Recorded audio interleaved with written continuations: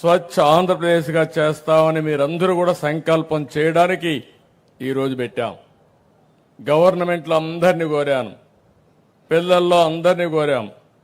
అందరం కలిసి ఈ విషయాన్ని ఆలోచించుకోవాల్సిన అవసరం ఉంది. ఒక్కరోజు మన ఊరి కోసం, మన కోసం మనం అంకితం చేయాల్సిన అవసరం ఉంది. ఈరోజు ఇంత మునుపు మాట్లాడితే కొంతమంది చాలా స్పష్టంగా చెప్పారు. అది చూస్తే నాకు అనిపించింది, నేను చెప్పిన మెసేజ్ ఇప్పుడే వెళుతూ ఉంది, ఇంకా కొన్ని రోజులు బాగా వెళుతుంది. రాబోయే రోజుల్లో మనందరికీ అది ఒక సాంప్రదాయంగా తయారు కావాలని. ముందు ఎక్కడో మార్చక్కర్లేదు, మీ మైండ్ మీరు మార్చుకుంటే ముందు ఆలోచన మైండ్ నుంచే పుడతాయి. స్వచ్ఛమైన ఆలోచనలు మీ మైండ్లో నుంచి వస్తే ఇంకా ఈ రాష్ట్రానికి తిరుగులేదు, మీకు తిరుగులేదు, మీ కుటుంబానికి కూడా తిరుగులేదని మరొకసారి ఆలోచిస్తున్నా. మీరు చూడండి, ఒక చెడు ఆలోచన చేసే వ్యక్తికి చెడు స్నేహమే వస్తుంది. అదే మరిగా ఆయన ఎకోసిస్టమ్ కూడా వాళ్లే బిల్డప్ అవుతారు. ఒక మంచి వ్యక్తి మంచి ఆలోచన చేస్తే మంచి వాళ్ళందరూ వస్తారు. దానివల్ల వాళ్ళ వల్ల మంచి జరిగే పరిస్థితి వస్తుంది. రెండోది, మీ బాడీని కూడా. నేను ఈ మాట ఎందుకు వాడుతున్నానంటే, ఈరోజు మనం పీల్చే గాలి, మనం తినే తిండి ఎక్కడికక్కడ కలుషితం అయిపోయింది. ఈ తిండి తింటే ఈరోజు మీ ఆరోగ్యం, క్యాన్సర్ వస్తూ ఉంది, అనేక సమస్యలు వస్తున్నాయి. అందుకే నేను పదే ముందు మన మైండ్ని కంట్రోల్ చేయాలి. రెండోది, మన బాడీకి కూడా తగిన న్యూట్రిషన్ ఇవ్వాలి తప్ప ఏదంటే అది తింటే. కొంతమంది డబ్బులు లేవంటారు. ఇక్కడ కావాల్సింది డబ్బులు కాదు, డబ్బులున్నాయని బాగా స్వీట్లు తింటే తప్పకుండా హాస్పిటల్లోనే ఉంటారు వాళ్ళు, షుగర్ వచ్చి. ఇవన్నీ మనం గుర్తుపెట్టుకోవాల్సిన అవసరం ఉంది. అదే సమయంలో మీ ఇల్లు శుభ్రంగా ఉండాలి. కొంతమంది ఇంటిని కూడా శుభ్రంగా పెట్టుకోరు. ఇల్లు అయిపోతానే ఇల్లు క్లీన్ చేస్తారు, ఇంట్లో చెత్త తీసుకొచ్చి మీ ఇంటి ముందరేస్తారు. అంటే పరిసరాలు పరిశుభ్రంగా పెట్టుకోకపోతే ఇల్లు శుభ్రంగా ఉన్నంత మాత్రాన మీ ఆరోగ్యం బాగుంటుందని చెప్పి కూడా నేను మీకు తెలియజేస్తున్నా. అందుకే మీ ఇల్లు, మీ పరిసరాలు అయిన తర్వాత మీరు పనిచేసే ప్రదేశం, ఎక్కడైతే మీరు పనిచేస్తారో ఒక చెత్తలోనూ లేకుంటే బాగా దుమ్ముండేది ఇక్కడ పనిచేస్తే ఆ అశుభ్ర వాతావరణం వల్ల మీరు దెబ్బతినే పరిస్థితి వస్తుంది. అందుకే ఈరోజు నేను అందరికీ పిలిపించాను. బహిరంగ ప్రదేశాలు కానీ, అదే మరి స్కూళ్ళు, కాలేజీలు, ప్రభుత్వ కార్యాలయాలు, ప్రార్థన మందిరాలు, పరిశ్రమలు, ఇది మనందరి బాధ్యత. నేను ఐటీసీని అభినందిస్తున్నా. ఐటీసీ ఒక పేపర్ ఇండస్ట్రీ. ఈరోజు ఒక పేపర్ ఇండస్ట్రీ, ఐటీసీ రాష్ట్రం మొత్తం ఈ పేపర్ని రీసైకిల్ చేయడానికి మీరు పాత పుస్తకాలు ఇస్తే కొత్త పుస్తకాలు మీకు ఇస్తున్నారు. మీరు ఆ పాత పుస్తకాలు కానీ ఇంట్లో పారేస్తే అది వృధా అయ్యే పరిస్థితి వస్తుంది. ఈరోజు దీనివల్ల రెండు విధాలుగా లాభం. ఒకటి, ఆ పుస్తకాలు తెచ్చిచ్చిన విద్యార్థులకి కొత్త పుస్తకాలు వస్తాయి, డబ్బులు పెట్టి కొనే పని లేదు. రెండవది, మళ్ళీ చెట్లు నరికే పని లేదు. చెట్లు నరక్కపోతే ఆటోమేటిక్గా మనకు ఆక్సిజన్ ఇస్తాయి. ఇలాంటివన్నీ కూడా మనం గుర్తుపెట్టుకోవాల్సిన అవసరం ఉంది.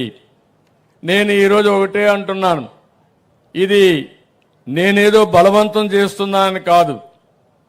నేను ఒక ముఖ్యమంత్రిగా ప్రజాహితం కోసం ఆలోచిస్తున్నాను, భావితరాల భవిష్యత్తు కోసం ఆలోచిస్తున్నాను.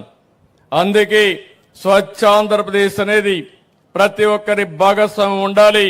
దీన్ని ఉద్యమంగా మనం ముందుకు తీసుకుపోవాల్సిన అవసరం ఉందని చెప్పి కూడా నేను మీకు తెలియజేస్తున్నా. ఈరోజు ఒకసారి బాధేస్తుంది. మొన్నే నేను చూశాను, పేపర్లో చూస్తే నాకు వచ్చిన సమాచారం చూస్తే, గుర్రంకొండ, చిత్తూరు జిల్లా, ఒక అతను ఒక అమ్మాయిని ప్రేమించానని, పెళ్లి చేసుకుంటానని బలవంతం చేస్తే తల్లిదండ్రులు ఆ అమ్మాయికి వేరే పెళ్లి నిశ్చయిస్తే తెల్లవారుజామున పోయి నాటకాలు ఆడి ఆ అమ్మాయిని మభ్యపెట్టి కడాన లేదన్న ఉద్దేశంతోనో ఏదో ఒకటి పెట్టుకొని ఆ అమ్మాయిని పొడి చేసే పరిస్థితికి వచ్చాడు. చావు బ్రతుకులపైన హాస్పిటల్లో చేరే పరిస్థితి వచ్చింది. నాటకాలాడే పరిస్థితికి వచ్చాడు. ఏదో విషయం తాగినట్టు ఏదో ఇద్దరు కలిసి ఆత్మహత్య చేసుకుంటామని చెప్పి మభ్యపెట్టడానికి ప్రయత్నం చేశాడు. ఏమనాలో నాకైతే అర్థం కాదు. మొన్నే నేను చూశాను గుంటూరులో ఒక దుర్మార్గుడు 2 సార్లు ఆడవాళ్లపైన అత్యాచారం చేస్తే జైలుకు పోయాడు. మళ్ళీ జైలు నుంచి వస్తానే మళ్ళా అత్యాచారం చేసే పరిస్థితికి వచ్చాడు. వాడిని ఏమనాలో నాకైతే అర్థం కావడం లేదు. ఇంకొక అతను నేను చూశాను. 6 సంవత్సరాల అమ్మాయిని 75 సంవత్సరాల వయసుండే వ్యక్తి అత్యాచారం చేసే పరిస్థితికి వచ్చాడు. మానభంగం చేసే పరిస్థితికి వచ్చాడు. వీళ్ళు మనుషులనల్లా మానవ మృగాలనల్లా వీళ్ళని ఏ విధంగా ట్రీట్ చేయాలని అడుగుతున్నా. అందుకే నేను ఒక మాట చెప్పాను. ఈ ప్రభుత్వం నేరస్తుల పట్ల కఠినంగా ఉంటాం, గుండెల్లో రైళ్లు పరిగెత్తిచ్చే విధంగా ఉంటాం. వీళ్ళ మైండ్స్ అన్ని ఖరాబ్ అయిపోయినాయి. నేరాలు చేసి ఘోరాలు చేసి అకృత్యాలు చేసి మళ్ళా తప్పించుకుంటామనో 2 రోజులే కదా జైలు, మళ్ళా బయట వస్తామనుకుంటున్నారు. నేను ఒకటే హెచ్చరిస్తున్నా, ఈ ప్రభుత్వం 0 టాలరెన్స్. ఎవడైనా సరే ఆడబిడ్డల జోలుకొచ్చినా ఈ గడ్డ పైన నేరాలు చేయాలనుకున్నా అలాంటి వాళ్ళు మాత్రం ఎట్టి పరిస్థితుల్లో వదిలిపెట్టం, ప్రజాహితం కోసం అని మరొక్కసారి మీ అందరికీ విజ్ఞప్తి చేస్తున్నా. ఇలాంటి జరిగినప్పుడు అనిపిస్తుంది ఏం చేయాలనో మీరు కూడా ఆలోచించుకోవాల్సిన అవసరం ఉంది. గంజాయి విపరీతంగా పెరిగింది, డ్రగ్స్ పెరిగాయి. ఈరోజు మీరు చూస్తున్నారు, ఒక విధంగా గంజాయి పైన యుద్ధమే చేస్తున్నాం. డేగా కన్నులు పెట్టాం. ఎవడైనా సరే గంజాయి తాగినా గంజాయి ఉత్పత్తి చేసినా ఎట్టి పరిస్థితుల్లో ఈ ప్రభుత్వం ఉపేక్షించదు. అదే మరి డ్రగ్స్ కూడా మనందరం కూడా ఆలోచించుకోవాల్సిన అవసరం ఉంది. మన పిల్లలు కూడా ఆలోచించుకోవాల్సిన అవసరం ఉంది. ఇలాంటి స్వచ్ఛమైన ఆలోచనలు మీరందరూ ఇంట్లో చేసినప్పుడే ఈ రాష్ట్రానికి మేలు జరుగుతుందని చెప్పి కూడా నేను మీకు తెలియజేస్తున్నా. ఒక పక్కన ఈ కార్యక్రమాలు చేస్తున్నాయి, ఇంకో పక్కన మీరు ఒకసారి చూస్తే ఈరోజు మనం ఈ స్వచ్ఛ ఆంధ్రప్రదేశ్ కోసం అనేక కార్యక్రమాలతో మనం ముందుకు పోవాల్సిన అవసరం ఉంది. ఈరోజు ఇక్కడ నేను చూసినప్పుడు ఇప్పుడే మిత్రులందరూ మాట్లాడారు, చాలా విషయాలు కూడా చెప్పారు. ఈరోజు నెలవారీగా 12 నెలలు 12 థీములు తీసుకున్నాం. ఒక్కొక్క నెలలో ఒక్కొక్క ఫోకస్ ఏరియా తీసుకుని ప్రత్యేక థీమ్తో స్వర్ణాంధ్ర స్వచ్ఛాంధ్ర కార్యక్రమానికి ముందుకు పోతున్నాం. ఈ నెల అయితే రిసోర్సెస్ క్యాప్టెన్తో ఈరోజు అవగాహన కల్పించడానికి ముందుకొచ్చాం. వ్యర్థాల నిర్వహణ, ప్రజల భాగస్వామ్యం పెంచడం, నీటి ద్వారా సంక్రమించే వ్యాధులను తగ్గించడం, పర్యావరణం ప్రజారోగ్యానికి ప్రాధాన్యత ఇవ్వడం, మాన్యువల్ స్కావెంజింగ్ నిర్మూలన చేయడం, ఇలాంటి అనేక లక్ష్యాలు పెట్టుకుని మొట్టమొదటిసారిగా చెత్త అంతా తీసుకొస్తే పొడి చెత్త అదే మరి తడి చెత్త వేరువేరుగా చేసి ఒక మెషిన్ కూడా తీసుకొచ్చాం. ఇంత మునుపు దీన్ని వేరువేరుగా చేయలేక చాలా అవస్థలు వచ్చి ఎక్కడికక్కడ కుప్పలు కుప్పలుగా చెత్త అంతా పేరుకుపోయే పరిస్థితి వచ్చింది. ఈ రోజటి నుంచి ఒకటే ఆదేశాలు ఇచ్చాం. కందుకూరులో ఆ మెషిన్ పనిచేస్తుంది.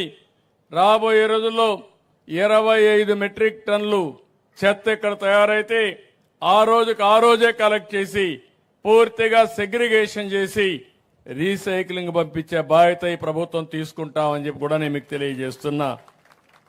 ఈరోజు ఇంకొక పక్కన మీరు చూస్తే నెల నెల నేను అధికార యంత్రాంగానికి నిర్దిష్టమైన టార్గెట్లు ఇస్తున్నాను. ఏం చేశారో మళ్లీ సమీక్ష చేస్తున్నాం. 5 సంవత్సరాలుగా చాలా వరకు నిర్లక్ష్యం జరిగితే ఆ నిర్లక్ష్యాన్ని తొలగించి వేగాన్ని పెంచే పరిస్థితి తీసుకొచ్చాం. 48 కోట్లతో 40,000 వ్యక్తిగత మరుగుదొడ్లు పోయిన నెలకు ఈ నెలకు నిర్మాణం చేశాం. 55 కోట్ల విలువైన 1650 కొత్త కమ్యూనిటీ శానిటరీ కాంప్లెక్స్లు కానీ కమ్యూనిటీ పబ్లిక్ టాయిలెట్స్ కానీ మంజూరు చేశాం. 30 కోట్లతో 1000 కమ్యూనిటీ శానిటరీ కాంప్లెక్స్లు కట్టినటిని వినియోగాన్ని తీసుకొచ్చాం. ఈరోజు మీరు చూస్తే దగ్గర 85 లక్షల మెట్రిక్ టన్నులు టౌన్స్లో చెత్త పేరకపోయింది. దీంట్లో దగ్గర మొత్తం తీసిన తర్వాత ఇంకా 49 అంటే 36 లక్షల మెట్రిక్ టన్నులు ఇప్పటికే తీయగలిగాం. నారాయణ గారికి ఒకటే టార్గెట్ ఇచ్చాను. ఎట్టి పరిస్థితుల్లో అక్టోబర్ 2వ తారీఖున ఈ సంవత్సరం గాంధీ జయంతి రోజున 100% ఏ టౌన్లో కూడా చెత్త లేకుండా లెగసీ చెత్త తీసే బాధ్యత మున్సిపల్ అడ్మినిస్ట్రేషన్కి అప్పచెప్పాను. అంటే ఒక ప్రభుత్వాన్ని మీరు చూస్తే ఆ రోజు మేము చెత్త ప్రభుత్వాన్ని విమర్శించాం, కానీ 85 లక్షల మెట్రిక్ టన్నులు చెత్త పేరకపోయే పరిస్థితి వచ్చింది. చెత్త మీద పన్నేశారు. ఈరోజు నేను ఒకటే చెప్పాను, అదే చెత్తను సంపదగా చేసుకుని ఆదాయాన్ని సంపాదించే మార్గానికి దోహదం చేసే పరిస్థితికి వచ్చాం.